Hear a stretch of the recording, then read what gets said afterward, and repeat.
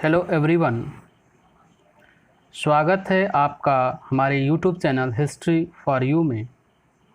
आज के इस अंक में हम यह जानेंगे कि लोगों में सामूहिक पहचान की भावना उत्पन्न करने के लिए फ्रांसीसी क्रांतिकारियों द्वारा क्या कदम उठाए गए। इससे संबंधित प्रश्न परीक्षा में पूछा जाता है कि फ्रांस के क्रांतिकारियों द्वारा फ्रांसीसी लोगों के बीच सामूहिक पहचान की भावना उत्पन्न करने के लिए कौन कौन से कदम उठाए गए। दूसरा बिंदु होगा आज के हमारे चर्चा का नेपोलियन द्वारा अपने शासित क्षेत्रों में किए गए सुधार। इससे संबंधित प्रश्न परीक्षा में पूछा जाता है कि नेपोलियन ने अपने शासन वाले क्षेत्रों को अत्यधिक कार्यकुशल बनाने के लिए किस प्रकार के सुधार किए। इन दो बिंदुओं पर आज का हमारा अंक केंद्रित होगा, जिसमें शुरुआत करेंगे हम लोग कि लोगों में सामूहिक पहचान की भावना उत्पन्न करने के लिए फ्रांसीसी क्रांतिकारियों द्वारा उठाए गए कदम। इसमें पहला कदम उठाया गया कि फ्रांस को पितृभूमि घोषित किया गया। पितृभूमि का अर्थ होता है पिता की भूमि। जिस तरह भारत को मातृभूमि यानी माता की भूमि से संबोधित किया जाता है, भारत माता कह करके संबोधित किया जाता है, और जिस प्रकार भारत माता की जय कहने से देशवासियों में देशभक्ति की भावना का संचार होता है, उसी तरह फ्रांस को पितृभूमि पिता की भूमि घोषित किया गया, जिससे लोगों में देश के प्रति देशभक्ति की भावना का संचार हो सके और नागरिक जैसे विचार व्यक्त किए गए। और इसके द्वारा संविधान के अंतर्गत लोगों को समान अधिकार दिए गए। नागरिक शब्द का प्रयोग राजनीतिक विज्ञान में उन लोगों के लिए किया जाता है जो देश की शासन व्यवस्था में भागीदारी सुनिश्चित करते हैं, चाहे वह मत देने के रूप में हो या शासन करने में सहभागिता के रूप में हो। नागरिकों के द्वारा शासन में अपना योगदान दिया जाता है। ये जो विचार व्यक्त किए गए, पितृभूमि घोषित करना, नागरिक जैसे विचार व्यक्त करना और संविधान के अंतर्गत समान अधिकार, यह लोगों में सामूहिकता की भावना उत्पन्न करने वाले थे। दूसरा जो कदम उठाया गया वह था नया फ्रांसीसी झंडा तिरंगा चुना गया।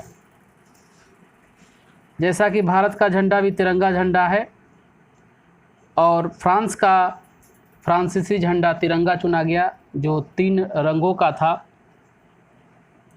तीसरा कदम उठाया गया, स्टेट जनरल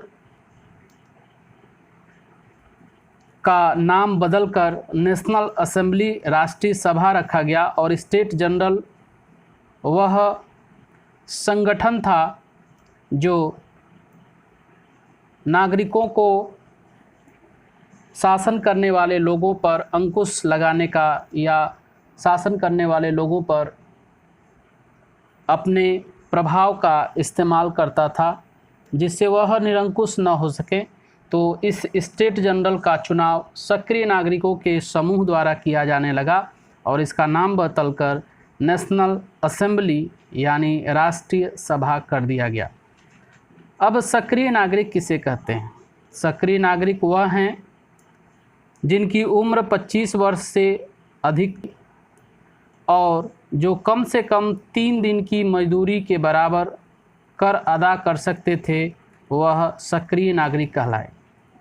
अर्थात स्टेट जनरल के चुनाव सक्रिय नागरिकों के समूह द्वारा किया जाने लगा और ये सक्रिय नागरिक वह थे जिनकी उम्र 25 वर्ष से अधिक की थी और वह कम से कम 3 दिन की मजदूरी के बराबर कर अदा कर सकते थे। इसके अलावा अगले कदम के अंतर्गत नई स्तुतियाँ रची गई। स्तुतियाँ यानी रचनाएं, नई नई रचनाएं रची गई, शपथें ली गई, शहीदों का गुणगान किया गया और इन सब के द्वारा लोगों में राष्ट्रवाद की भावना, देशभक्ति की भावना का सूत्रपात करने का प्रयास किया गया और ये सारा कार्य एक राष्ट्र के नाम पर हुआ।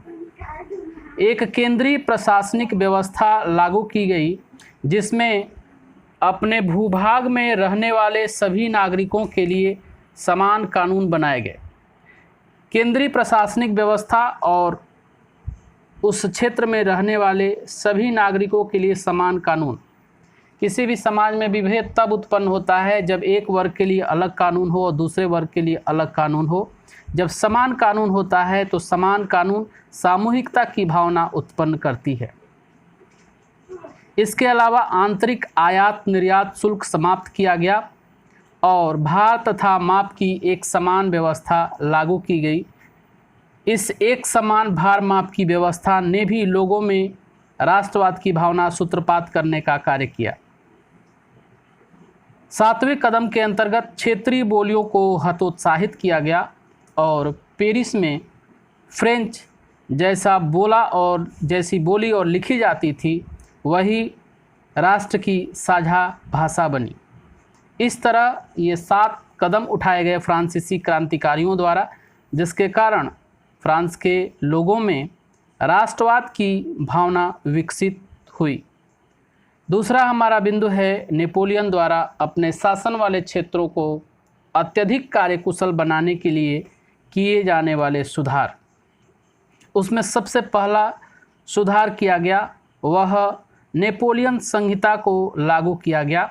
अब प्रश्न उठता है कि नेपोलियन संहिता आखिर क्या है।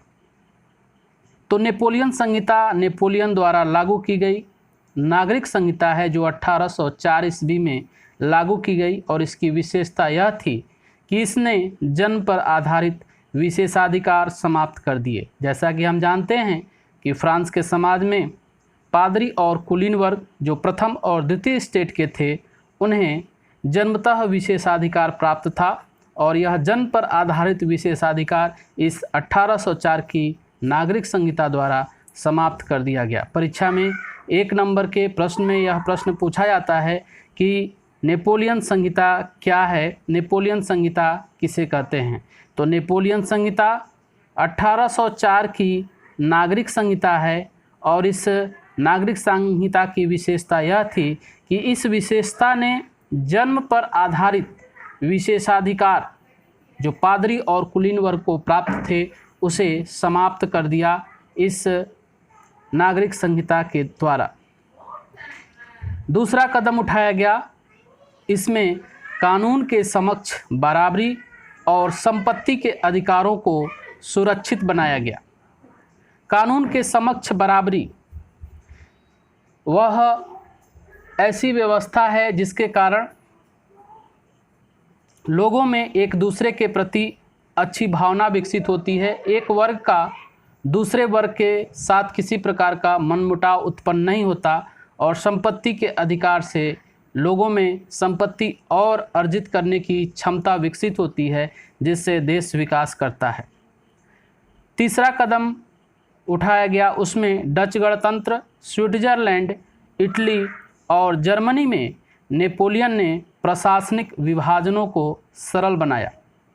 प्रशासनिक विभाजन जब आसान होते हैं तो वह अपने कार्य अच्छे ढंग से करते हैं, अपने कार्य कुशलता को प्रदर्शित करते हैं। और जब प्रशासनिक विभाजन कठिन होता है, सत्ता एक व्यक्ति के हाथों में केंद्रित होती है, तो कोई भी कार्य कठिन हो जाता है, कोई भी व्यवस्था को अच्छे ढंग से लागू नहीं कराया जा सकता। इसके अलावा सामंती व्यवस्था को समाप्त किया गया। सामंती व्यवस्था वह व्यवस्था है जिसके अंतर्गत राजा और प्रजा के बीच मध्यस्थ शासक आते हैं जो सामंत होते हैं। राजा से नीचे बड़े सामंत के नीचे छोटे सामंत और छोटे सामंत जनता पर शासन करते हैं। राजा के कार्यों को इन सामंतों के द्वारा किया जाता है जिसे सामंती व्यवस्था के नाम से जाना जाता है और नेपोलियन ने इस सामंती व्यवस्था को समाप्त किया। इसके अलावा किसानों को भूदासत्व और जागीरदारी शुल्क से मुक्ति दिलाई गई।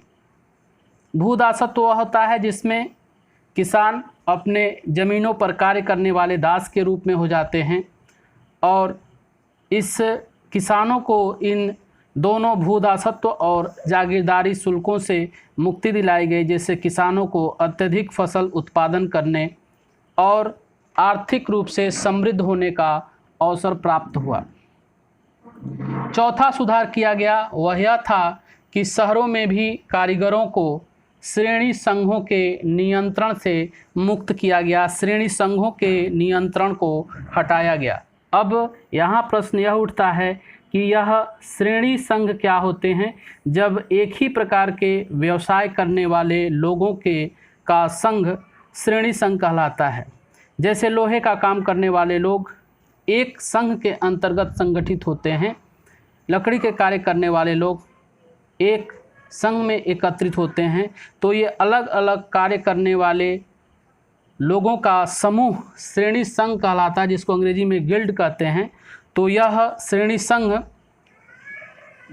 कारीगरों को इन श्रेणी संघों के नियंत्रण से हटाया गया, जिससे वह भी आर्थिक रूप से अधिक समृद्ध हो सकें, उनका किसी प्रकार का शोषण न किया जा सके।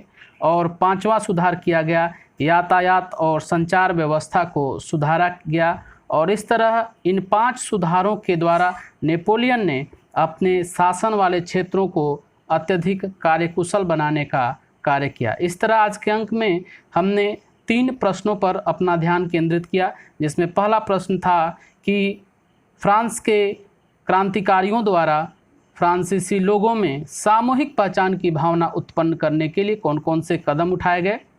इसमें हमने देखा कि 7 कदम उठाए गए और नेपोलियन द्वारा अपने शासन वाले क्षेत्रों को अत्यधिक कार्यकुशल बनाने के लिए किस प्रकार के सुधार किए गए, उसमें 5 सुधार थे।